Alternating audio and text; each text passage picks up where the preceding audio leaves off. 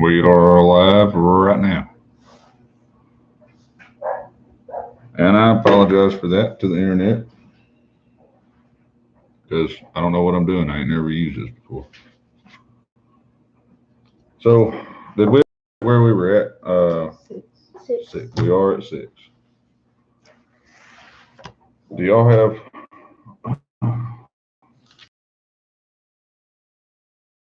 to where we are now from the stuff that we read the other night?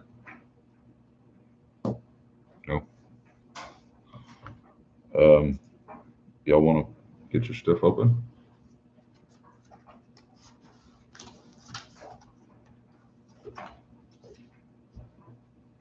You gonna read along too, AB? Or are you just too sleepy?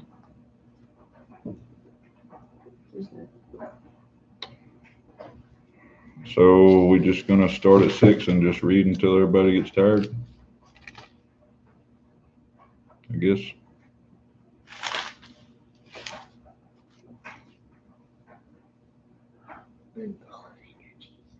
Yeah, full of energy.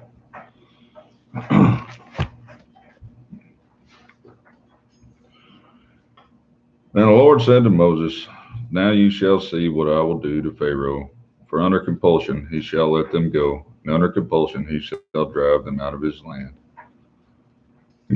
God spoke further to Moses and said to him, "I am the Lord, and I appeared to Abraham, Isaac, and Jacob as God Almighty, but by my name, Lord. But by my name, Lord, I did not make myself known to them. And also established my covenant with them to give them the land of Canaan, the land which they sojourned.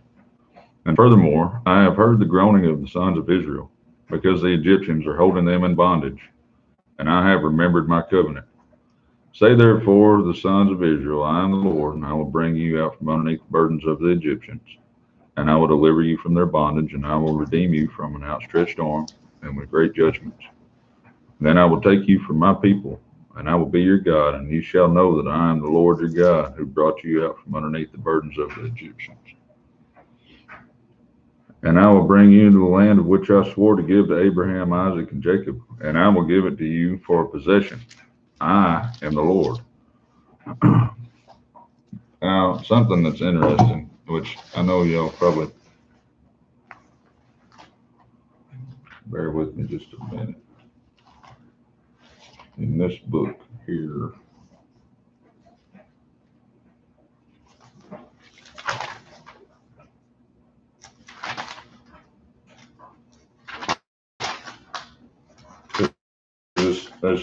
it gets talked about different every time you read it. It's we're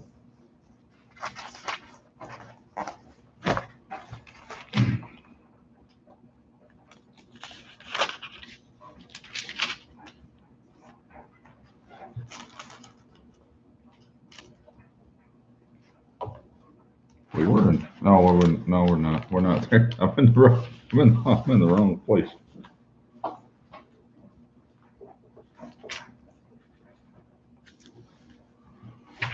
What does yours say right there, the stuff that I just read?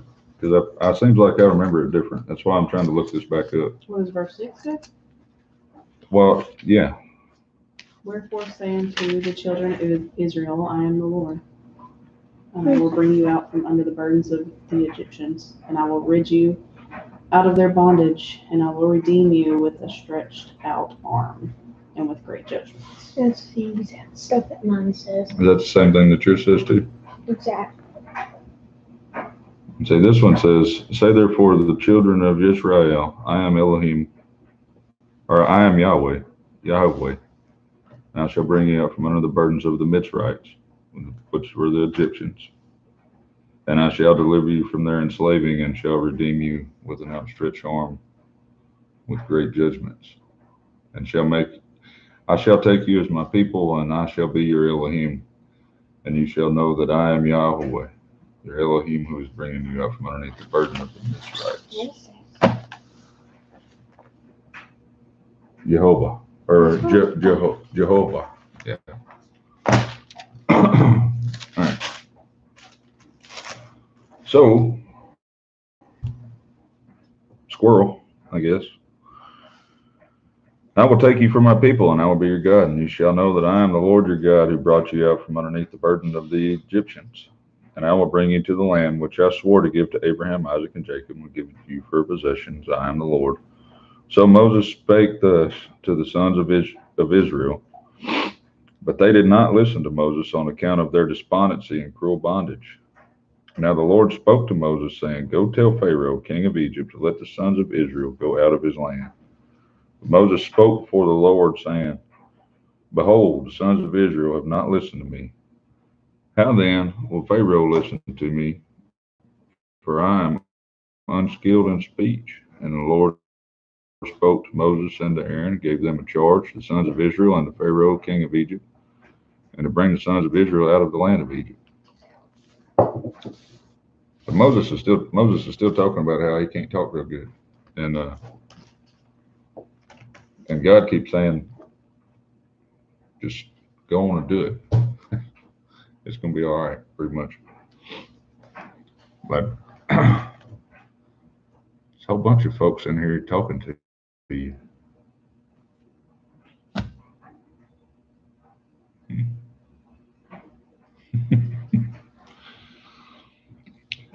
These are the heads of their fathers' households, the sons of Reuben, Israel's firstborn, Hanok and Palu, Hezron and Kemer. These are the families of Reuben, and the sons of Simeon, Jemiel, Jamin, Ohad, Jachin, and Zohar, and Shaul, the son of a Canaanite woman. And these are the families of Simeon. And these are the names of the sons of Levi. And I'm trying to go through this fast because this stuff kind of gets boring if you start going through all the families and stuff. But these are the names of the sons of Levi according to their generations: Gershon and Kohath and Merari, and the length of Levi's life was 137 years. That's an old dude right there. He ain't near as old as some of the other guys. But hey, well, no, we'll do that another night. I was going to say when we get that chart out.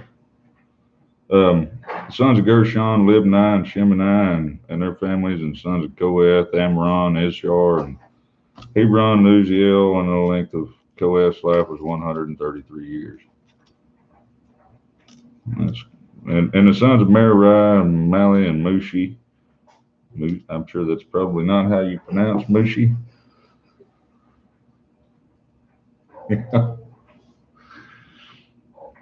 These are the families of Levites according to their generations. And Amram married his father's sister. Oh, this is weird. It's some more of this stuff right here. Amram married his father's sister, Jochebed.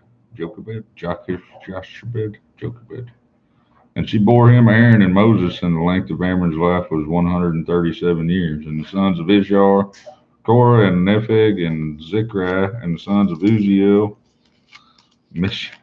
Mishael and Elzaphan and Sithri. And Aaron mothered Elisheba, the daughter of. Am I missing something? Oh, we're getting raided by somebody who's goes over here doing this stuff. It's probably 101, and just y'all get out of here.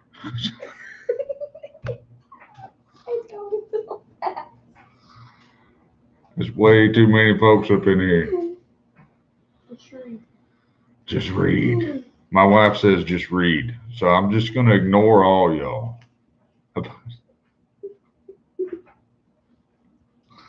All right. Where were we? A minute in the bab? I can't even pay attention to what's up.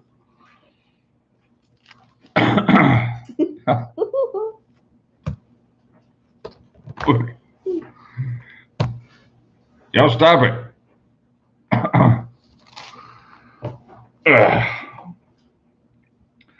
Sister of Nashon, and she bore him Nabab and Abihu and Eleazar and Ithamar, and the sons of Korah, Asher, and we probably ought to skip all this stuff. No, just battle through it. These are the family of the Korahites, and Aaron's son Eleazar married one of the daughters of Putiel, and she bore him Phinehas, and these are the heads of the fathers' households of Levites according to their families. It was the same with Aaron. It was the same Aaron and Moses to whom the Lord said, Bring out the sons of Israel from the land of Egypt according to their hosts. And they were the ones who spoke to Pharaoh, king of Egypt, about bringing out the sons of Israel from Egypt. It was the same Moses and Aaron. And now it came about one day when the Lord spoke to Moses in the land of Egypt, that the Lord spoke to Moses, saying, I am the Lord. Speak to Pharaoh, king of Egypt, all that I speak to you. But Moses said before the Lord, Behold, I am unskilled in speech. How then will Pharaoh listen to me? See, apparently Moses talked with like a dog with peanut butter in the roof of his mouth or something. He had a hard time talking, but he was very. Why is everybody still over here doing stuff? Uh, apparently he was. I mean, he was very educated because he grew up as an Egyptian, right? Even though he was a Hebrew, he grew up as an Egyptian, and he learned all the stuff from the Egyptians that the Egyptians. He had a lot of very educated knowledge and stuff like that that a lot of his brothers and sisters didn't have because they were when they were raised up in bondage and slavery and stuff like that, and they didn't have the same opportunities that he had. And I sure am glad that you're paying super good attention. What?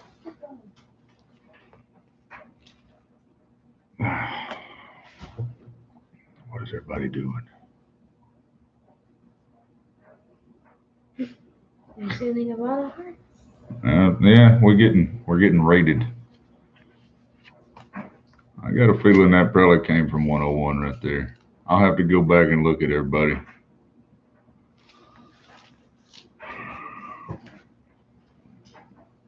You gonna read along, AB? You don't want to? You don't have to if you don't want to. You just tired. I understand.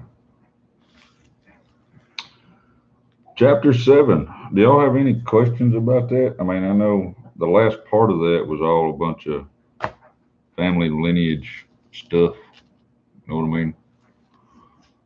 But yeah, I figured it was 101. You get out of here too, old Bamp Spike. You don't even know spikes and stuff.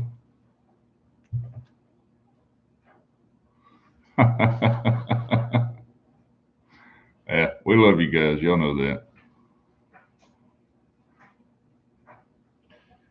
All right, you gonna read along? You gonna read along too?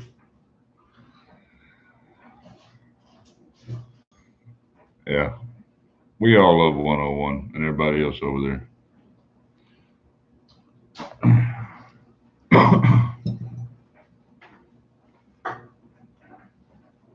We are reading Exodus. We're now in chapter 7.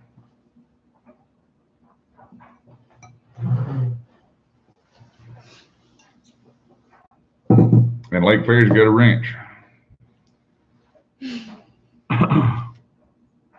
Y'all don't want to talk about any of that, y'all, before we go on?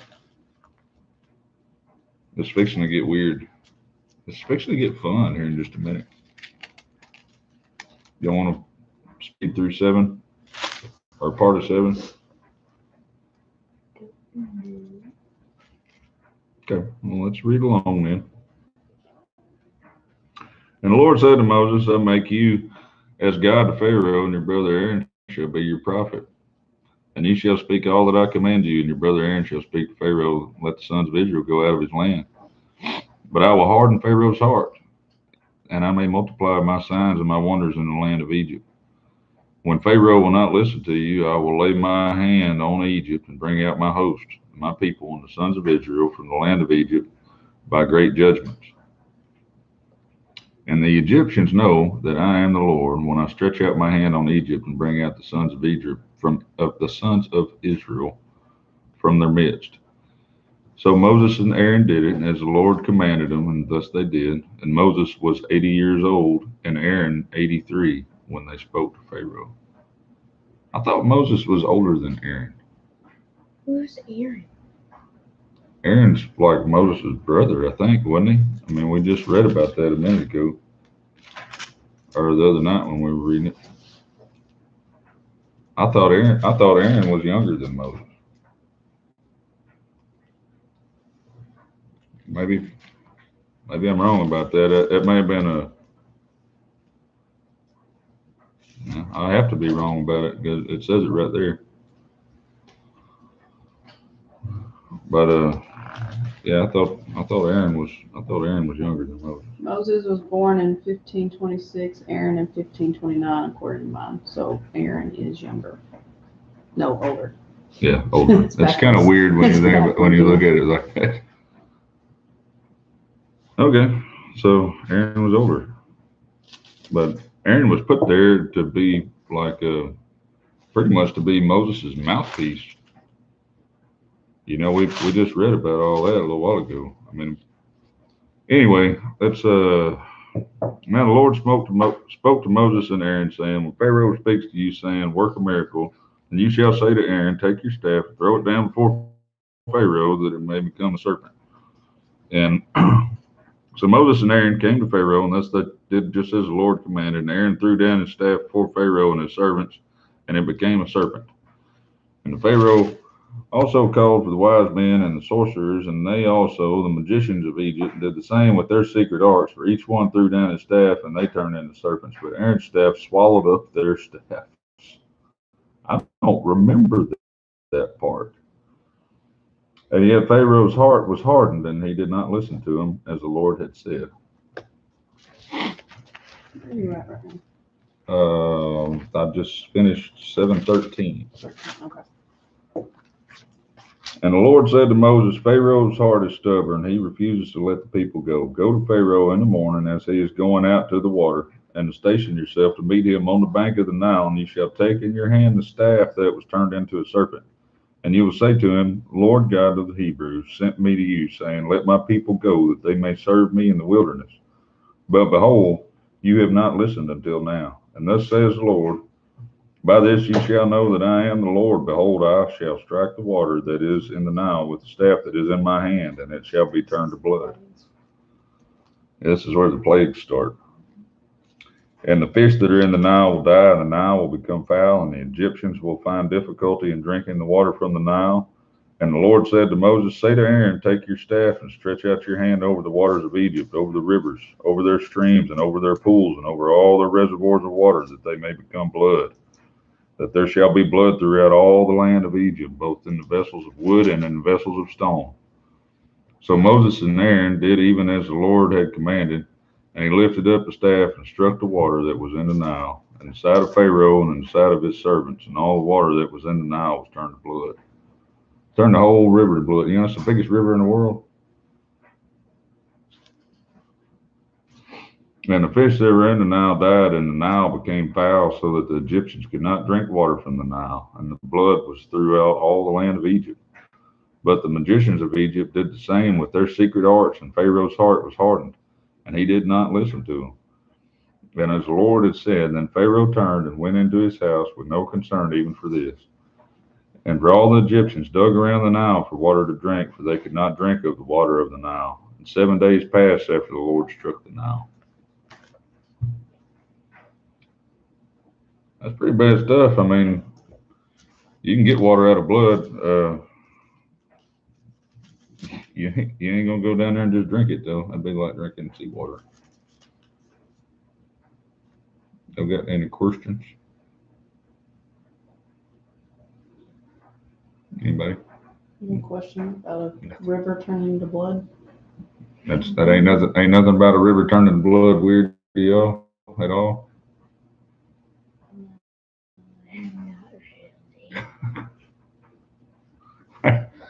That's nothing weird. There's nothing weird about it. Well, let's read this the next part right here because we're fixing to talk about frogs. It actually says it in, yeah, it does. And the Lord said to Moses, go to Pharaoh and say to him, thus says the Lord, let my people go, that they may serve me. But if you refuse to let them go, behold, I will smite your whole territory with frogs. Doesn't seem Can you imagine getting smoked with frogs? It doesn't seem too bad though. They're frogs. I'm gonna smite you with frogs next time you don't listen to me. How about that? And the Nile will swarm with frogs, which will come up and go into your house and into your bedroom and on your bed and into the houses of your servants. And it's not funny, I don't think, but it is, it is funny. Read it. And on your people and into your ovens and into your kneading bowls. So the frogs will come upon you and your people and all your servants.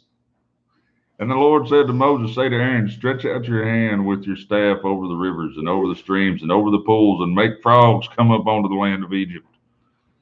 So Aaron stretched out his hand over the waters of Egypt, and the frogs came up and covered the land of Egypt. And the magicians did the same with their secret arts, making frogs come up on the land of Egypt. And Pharaoh called for Moses and Aaron and said, entreat the Lord that he remove the frogs from me and from my people, and I will let the people go. Get rid of the frogs.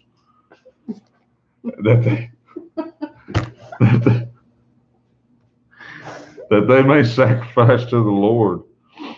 And Moses said to Pharaoh, the honor is yours to tell me, when shall I entreat you and your servants and your people that the frogs be destroyed from you and your houses? I mean, the Bible can be funny. And that they may be left only in the Nile. And then he said, tomorrow. So he said, may it be according to your word, that you may know that there is no one like the Lord our God, and the frogs will depart from you and your houses and your servants and your people, and they would be left only in the Nile. And then Moses and Aaron went out from Pharaoh, and Moses cried to the Lord concerning the frogs, which he had inflicted upon Pharaoh. And the Lord did according to the word of Moses, and the frogs died out of the houses, the courts, and the fields. So they piled them up in heaps, and the land became foul. They had heaps of frogs rotting everywhere. Ew. That's what it says. It says what. When Pharaoh saw that there was relief, he hardened his heart and did not listen to him as the Lord had said. So now we got another plague going on. Y'all got any questions about the frogs? Does anybody have questions about the frogs? They just died and were in piles. They had to pile them up. I guess they're probably out there with sticks and rakes and stuff putting. Did they have rakes back then? Yeah, they had rakes and stuff. They were just, they probably don't look like the rakes that you're used to seeing. But yeah, I mean, there's always been stuff like that. Okay, 16. And the Lord said to Moses, say to Aaron, stretch out your staff and strike the dust of the earth, that it may become gnats through all the land of Egypt. What does this other book say? Where am I at? Yeah. What? What's yours Look say? at that last comment. Put a frog in. No, termite. Get out of here. Y'all should have been. Did I tell y'all about one of the guys at work putting a chicken in my truck? He put a chicken in the back of the truck and he put a possum in the front seat. Better than a dead possum in the back. No, this was a live possum in the cab. That was a bad deal. Excuse me. I gotta see. Okay, 16. When? It was last year, I think. How come you never told us this? You don't talk to us. I don't talk to y'all. And Yahweh said to Moses, say to Aaron, stretch out your rod and strike the dust of the land so that it becomes, it says gnats. That one says gnats too. What does yours say? So they can eat the On frogs? 16? Yeah. Does it say gnats? Oh, that's wrong. So 8:16? maybe so the gnats will eat the frogs. What does yours say?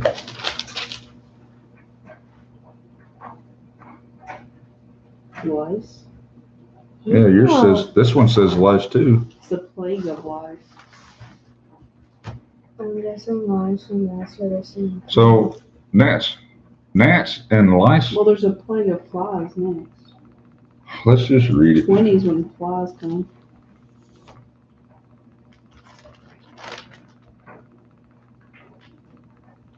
Let's just finish reading it. And maybe, I don't know. I'll probably have to go through and, I have that back. yeah, I've got that blue letter Bible app thing. The plague of flies and stuff is. On 20. Mine's not on one, it's an 8. 8:20. Yeah, that's what she's saying. 8:20.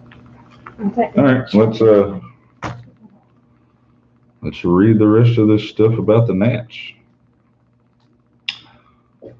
So, gnats threw all out the land of Egypt, and they did so. And Aaron stretched out his hand with his staff, and he struck the dust of the earth, and there were gnats on man and beast. And all the dust of the earth became gnats throughout the land of Egypt. And the magicians tried with their secret acts to bring forth gnats, but they could not, so there were gnats on man and beast. And the magician said to Pharaoh, "This is the finger of God." But Pharaoh's heart was hardened, and he did not listen to him, and the Lord, as the Lord had said. And then the Lord said to Moses, "Rise early in the morning and present yourself before Pharaoh as he comes out of the water, and say to him, Thus says the Lord, let my people go, that they may serve me. For if you will not let my people go, behold, I will send swarms of insects on you and on your servants and on your people and on your houses, and the houses of the Egyptians shall be full of swarms of insects, and also the ground in which they dwell. But on that day I will set apart on the land of Goshen, where my people are living, so that no swarms of insects will be there, in order that you will know that I, the Lord, am in the midst of the land. And I will put a division between my people and your people. Tomorrow this sign shall occur." And the Lord did so. And there came great swarms of insects into the house of Pharaoh and the houses of his servants, and the land was laid waste because of the swarms of insects in all the land of Egypt. And Pharaoh called for Moses. And the Lord said to Moses, this is chapter 10, "Go to Pharaoh, for I have hardened his heart and the heart of his servants, that I may perform these signs of mine among them, and that you may tell in the hearing of your son and of your grandson how I made a mockery of the Egyptians, and how I performed my signs among them, and that you may know that I am the Lord." And Moses and Aaron went to Pharaoh and said to him, "Thus says the Lord, the God of the Hebrews, how long will you refuse to humble yourself before me? Let my people go, that they may serve me. For if you refuse to let my people go, behold, tomorrow I will bring locusts into your territory, and they shall cover the surface of the land, so that no one shall be able to see the land. They shall also eat the rest of what is escaped, what is left to you from the hail. And they shall eat every tree which sprouts for you out of the field. Then your houses shall be filled, and the houses of all your servants, and the houses of all Egyptians, something which neither your fathers nor your grandfathers have seen from the day which they came upon the earth until this day." And he turned and went out from Pharaoh. And Pharaoh's servants said to him, "How long will this man be a snare to us? Let the men go, that they may serve the Lord their God. Do you not realize that Egypt is destroyed?" So Egypt's already, I mean, you think about it, we got frogs and gnats and all kind of stuff going on, and Egypt's just all tore apart, and the main dude still won't turn loose of them. Oh, not everybody's affected, right? The Hebrews were pretty much left alone. It was everybody else. They were protected from it. Yeah. Which is why, like, a lot of people try claiming that all this can be explained by natural events. That the Nile had algae, which turned it red, which caused the frogs to get out and die, and the dying frogs brought on the gnats, and so forth. It continued on. That's their claim for a biblical story not being related to God. But that doesn't explain how the slaves were spared from all of it. They weren't affected at all. Well, and that's the same deal about because we're leading up to Passover. We're getting really close to Passover, and that may be a talk for another time.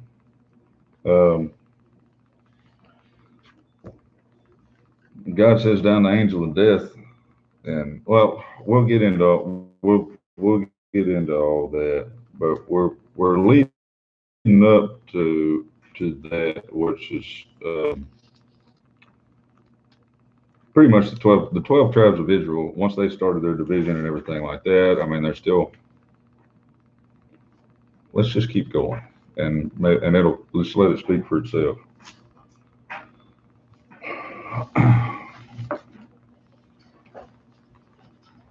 And the Lord said to Moses, "Stretch out your hand toward the sky, that there may be darkness over the land of Egypt, even a darkness which may be felt." Now, that would be. Feel my darkness. A darkness over the land of Egypt, even a darkness which may be felt. So Moses stretched out his hand towards the sky, and there was thick darkness in all the land of Egypt for 3 days. They did not see one another, nor did anyone rise from his place for 3 days, but all the sons of Israel had light in their dwellings. So there's another reference to exactly what your mom was talking about. And Pharaoh called to Moses and said, "Go, serve the Lord. Only let your flocks and your herds be detained. Even your little ones may go with you." But Moses said, "You must also let us have sacrifices and burnt offerings, that we may sacrifice them to the Lord our God. Therefore our livestock too will go with us. Not a hoof will be left behind, for we shall take some of them to serve the Lord our God. And until we arrive there, we ourselves do not know with what we shall serve the Lord." But the Lord hardened Pharaoh's heart, and he was not willing to let them go. And Pharaoh said to him, "Get away from me. Beware, do not see my face again, for the day you see my face, you shall die." And Moses said, "You are right. I shall never see your face again." That's kind of Moses. Well, I mean, it's the violent times, I mean, it's the way all stuff was. I mean, Moses. I could see Moses looking at the Pharaoh in the face and be like, "No, you ain't never gonna see it again, because we ain't coming back, son." My comment, What? What's it say? it was going back to the gnats. It says I just read it. Researchers have debated about exactly what kind of troublesome insects these were: lice, gnats, fleas, mosquitoes, or ticks. When they found they could not duplicate the plague, Pharaoh's magicians declared, "This is the finger of God." The first thing is, when I first read it, just it talked about there was as many gnats as there were the dust of the earth. First thing that came to my mind was chiggers. I mean, if there's anything, it could be the finger of God. If you make that many chiggers, can you imagine? That'd be pretty awful. Oh Lord! I mean that chiggers are evil. That I could definitely see chiggers taking the place of that. All right, chapter 11. Y'all got any more questions? Where's AB at? No, I sent her. She fell asleep. I sent her to bed. Oh, I wasn't even paying attention. I guess I had my head down in a book. Do I need to go tell her good night right quick before? No, she's out. She's just passed out. She's out. Well, it is late. It's like 10:30. Y'all want to just do? Y'all just want to plagues. Finish 11. 12, Yeah. 12's Let's. Passover. So let's finish 12 is where Passover starts. So yeah, let's do 11. Now the Lord said to Moses, "One more plague I will bring on Pharaoh and Egypt, and after that he will let you go from here. And when he lets you go, he will surely drive you out from here completely. Speak now in the hearing of the people, that each man ask from his neighbor and each woman from her neighbor for articles of silver and articles of gold." And the Lord gave the people favor in the sight of the Egyptians, and furthermore the man Moses himself was greatly esteemed in the land of Egypt, both in the sight of Pharaoh's servants and in the sight of the people. And Moses said, "Thus says the Lord, about midnight I'm going out in the midst of Egypt, and all the firstborn in the land." Now remember this for the next reading, because this is what leads up to Passover. "And all the firstborn in the land of Egypt shall die. from the firstborn of the Pharaoh who sits on his throne, even to the firstborn of the slave girl who is behind the millstones, and all the firstborn of the cattle as well. Moreover, there shall be a great cry in all the land of Egypt, such as there has not been there before, and such as never shall be again. But against any of the sons of Israel a dog shall not even bark, whether against man or beast, and that you may understand how the Lord makes a distinction between Egypt and Israel. Egyptians. What you got? Nothing. Go ahead. Same thing. Just a little different. Well, you know this book's going to be different. I feel like I ought to have my King James in here with me. Which hers is. Hers is King James. That I one. think Gracie wants to. No, this is NASB, ain't it? No, this is hers. Oh, okay. Yeah, KJV. Yeah, it is. It's just a newer one. But all right. And all these your servants will come down to me and bow themselves before me, saying, go out, you and all the people who follow you. And after that, I will go out. And he went out from Pharaoh in hot anger. And the Lord said to Moses, Pharaoh will not listen to you, so that my wonders will not be multiplied in the land of Egypt. And Moses and Aaron performed all these wonders before Pharaoh. And yet the Lord hardened Pharaoh's heart, and he did not let the sons of Israel go out the land.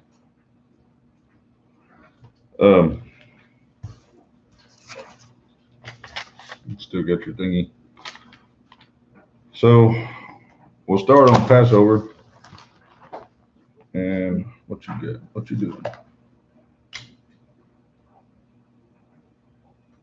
So we don't forget next time. You completely missed the pocket. Oh, what's everybody talking about in the? Look at this. We got folks all up in here talking to us and stuff. We ain't been paying nobody any attention. We did tell a few people. Yeah, we told a few people hi. I think we need to get a couple more of these What's too. that? Um, y'all got anything y'all want to talk about as far as the plagues and stuff? Can you imagine living through that? The gnats and the blood and the chiggers I and would the hate it. frogs. We got frogs all over the place. Locusts. Locust eating up all the food, and I don't even like touching spiders, so I wouldn't. Boils. That's what would get you. boils, Boils popping up on you. leprosy. I just made a video a little while ago talking about leprosy.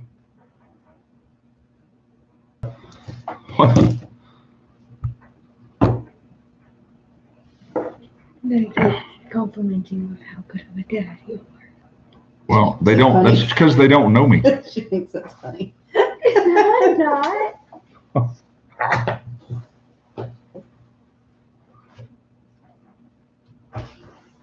What y'all want to talk about now? Do you want to do you want to swap places and do a short revelation reading, or you want to just go to bed? I want to go to bed. You want to go to bed? We're gonna do Revelations tomorrow. Okay. All right. Well, you gonna say bye, internet?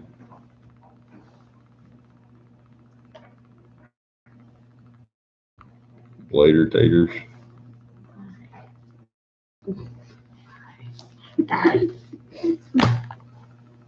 We'll see y'all later. How do you end it? I think I clicked this button. Let's see. Let me check before you start talking. Just don't keep. Good night. Well, I don't know how to do stuff.